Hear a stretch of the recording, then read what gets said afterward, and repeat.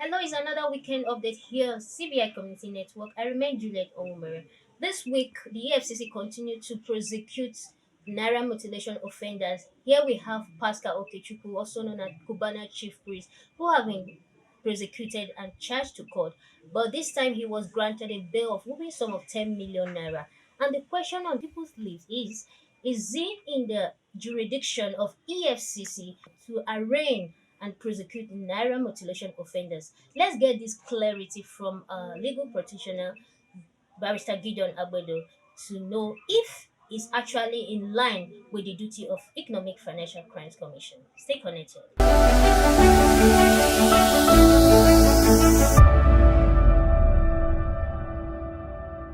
Thank you, Juliet. So, on your question as to whether EFCC have jurisdiction to try matters that involve naira mutilation or spraying of naira and all of that, well, it is not in the direct duties and responsibility of the EFCC to actually go after those that are mutilating the naira in any way at all.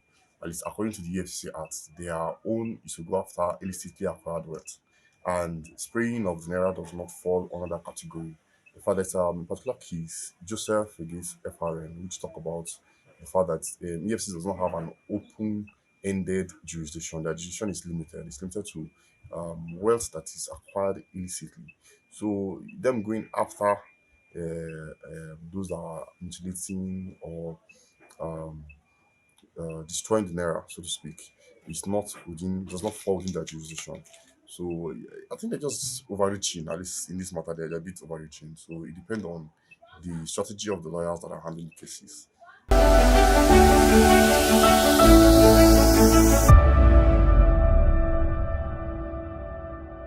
All right, Barrister, that's a good one. But looking at the bail granted to Pascal Okechukwu, we are still asking if this could be done in his case. Why is it that Bob Risky was sentenced to 6 months imprisonment? Why not being given a bail option?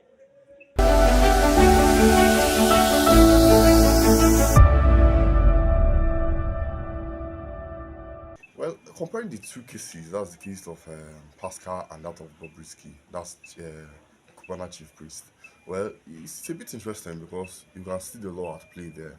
With Bobrisky, he pleaded guilty of what he was charged with, and he was given the full sentence without your fine.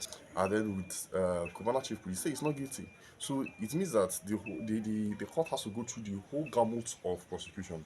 EFCC has to prove the reasonable doubt because the criminal offense that Cubana chief priest did actually commit this crime they are saying.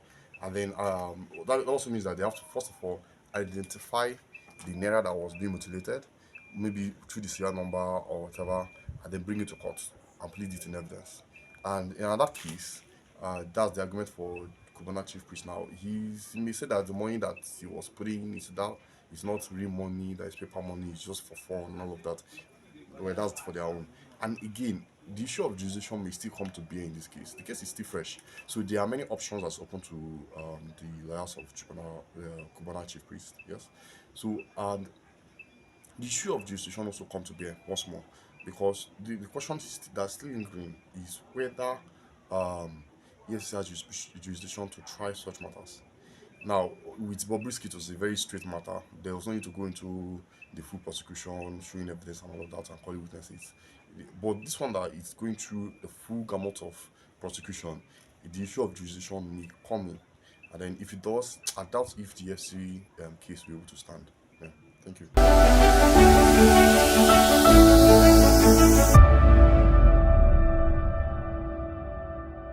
Okay, what can make one be prosecuted for the abuse of naira? You know that before now, this law has been in state, but recently it's as if the action is so active and the EFCC has taken it up.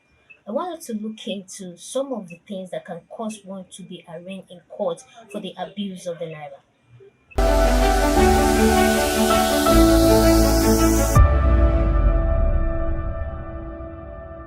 All right, thank you for the question, Julian. So, the things that constitute the fixing of the naira notes, well, first of all, the acts will use the word tamper, if tamper with it. Tamper with it can include maybe when you write on the naira note, that's you're tampering with the form itself. when you deface it. I think another word is say willfully abuse and spraying. You deface it, you willfully abuse it, and spraying all falls under Naira mutilation. So mutilation is not just when you tear it. When you tear it, also falls part of it. Tear it, devalue, deface it, write on it, spray it, or yes, some people have a way of they want to pass notes and they don't have any people around them, they just carry it and write on it. So if you are caught doing that, it also amount to tampering of the area notes. In fact, Abike W was seen in a video recently saying that they are afraid of spraying money, or that they are not spraying money based on, of course, the things that they've heard, which is good. Just coming from a birthday party, and guess what? Everybody was afraid to spray. Hey. But I guess we have to learn how to spray. Don't throw money around. Just, you know, do it class and dignity. But everybody was afraid, including me. But it was fun.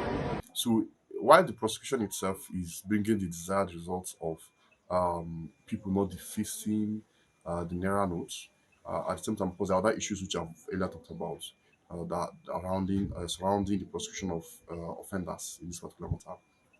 But generally, it's a good thing that people are now becoming more aware and giving more respect to our naira. Our naira has been struggling, fighting with the dollar, and well, recently it has been doing well.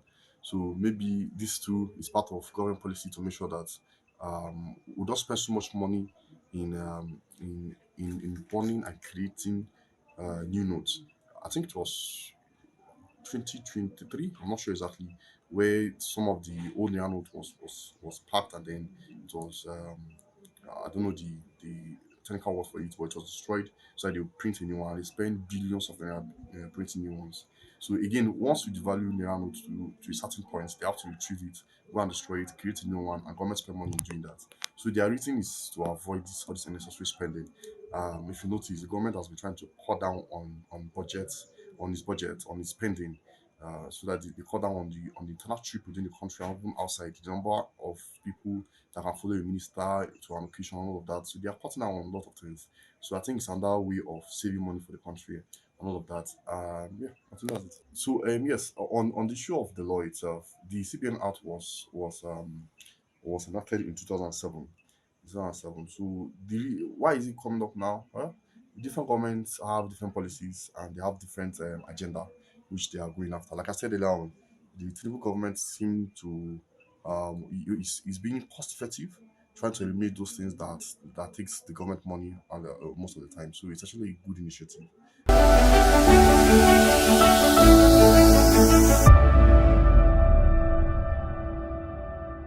Okay, after being granted bail, Pastor Okechukwu wrote on his Instagram page saying, "The eagle will always fly so high to catch you whenever you hide. No need to run. When EFCC invites you, just pull up and answer them. They don't bite, they don't beat, they only investigate and prosecute. For their cell bed, toilet day, bathroom day, even the breakfast, lunch, and dinner is served. So tell me why you're running. How long will you run? Now, big man location, EFCCB.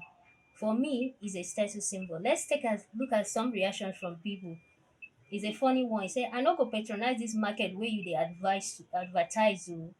And the next one by a commentator, he said, congratulations on your ambassadorship. The last one, he said, another comment here was made by Consider 2022.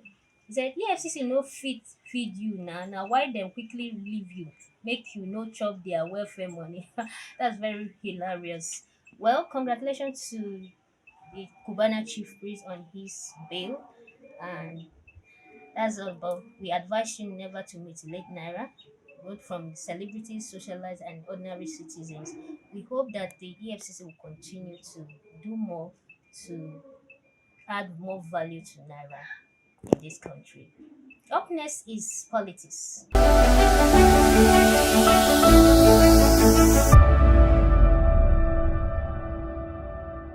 All right, welcome back. Still on the weekend update.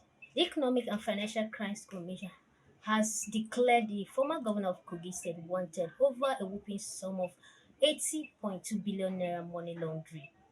This has turned Nigeria and Nigerians into wondering what could one person be doing with such amount of money when we have a lot of hardship going on in the country. So this is all we can get from today's political update, and here we wrap it up on our weekend update. I still remain Juliet Omere. Do well to click on our social media handles showing on your screen for more updates. Bye for now.